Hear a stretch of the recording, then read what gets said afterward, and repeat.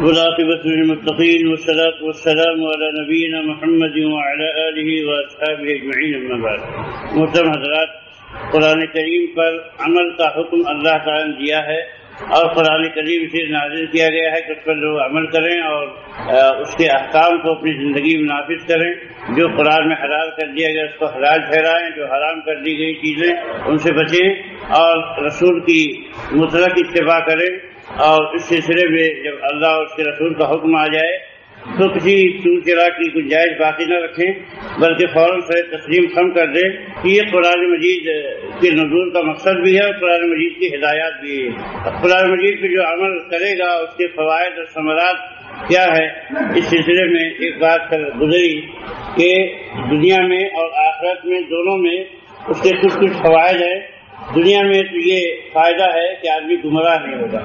جو آدمی قرآن مجید پہ عمل کرے گا وہ گمراہ نہیں ہوگا،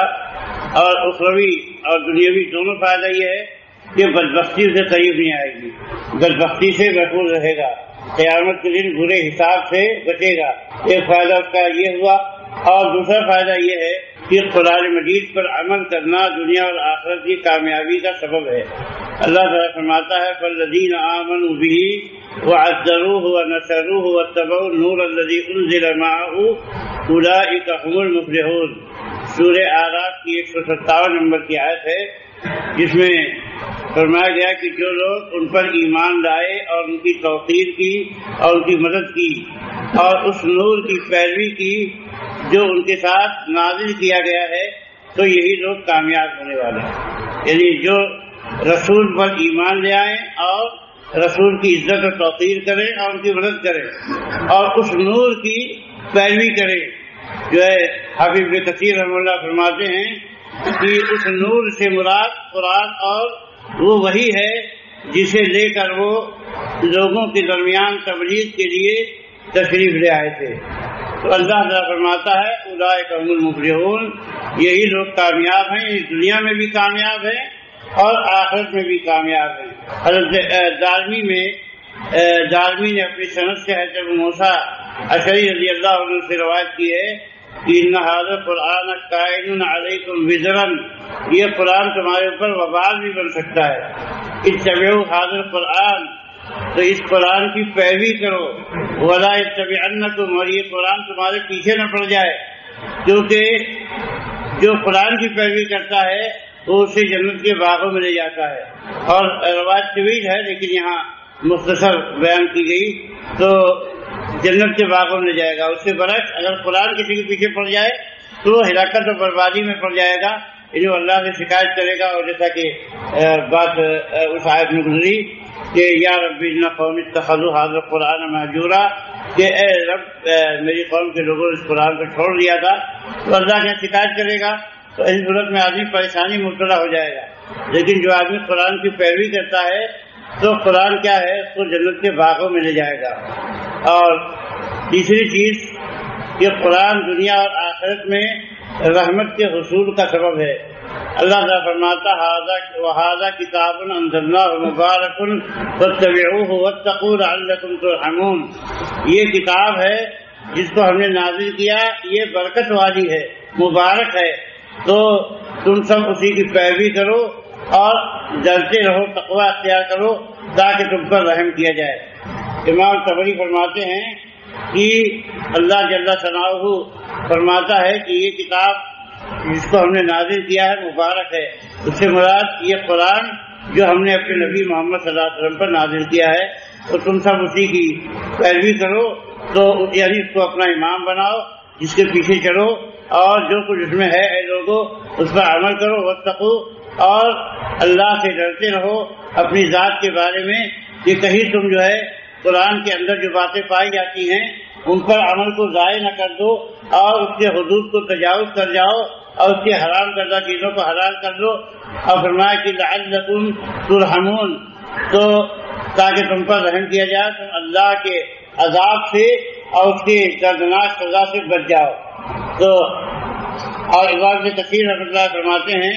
کہ اللہ سبحانہ و تعالیٰ اپنے بندوں کو اپنی کتاب پر عمل کرنے کی ترغیب دے رہا ہے، اس پر غور فکر کرنے کی پر ابھارتا ہے اور اس پر عمل کرنے پر اور اس کی طرف بلانے پر، اور اس کو اللہ تعالیٰ نے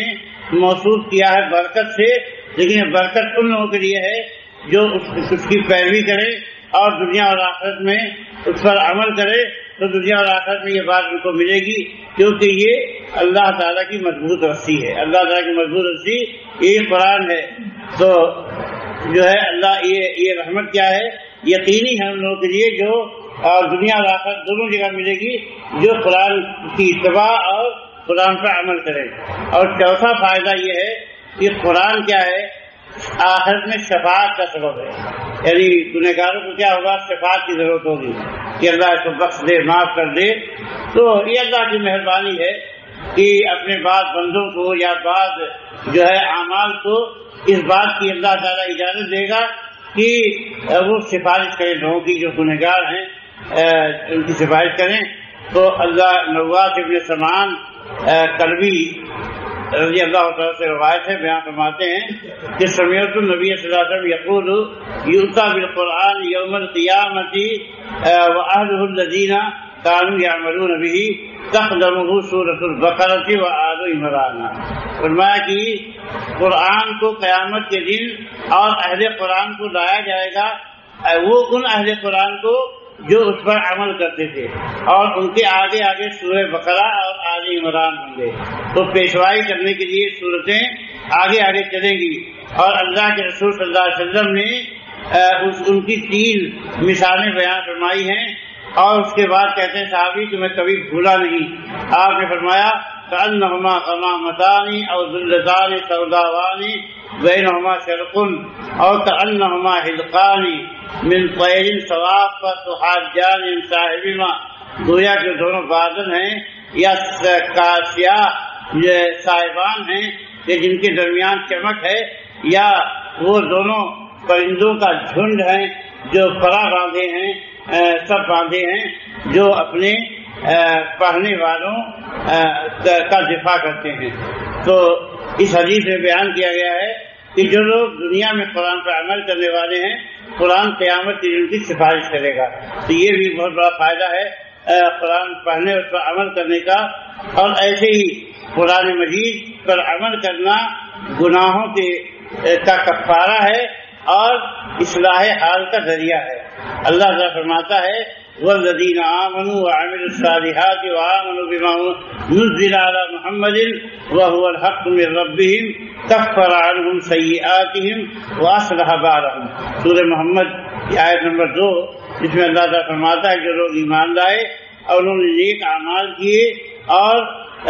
ان باتوں پر ایمان لائے جو محمد صلی اللہ علیہ وسلم پر نازل کی گئی ہیں، اور وہ ان کے رب کی طرف سے حق ہے، تو وہ ان کے گناہوں کو مٹا دے گا اور ان کے حال کو درست کر دے گا۔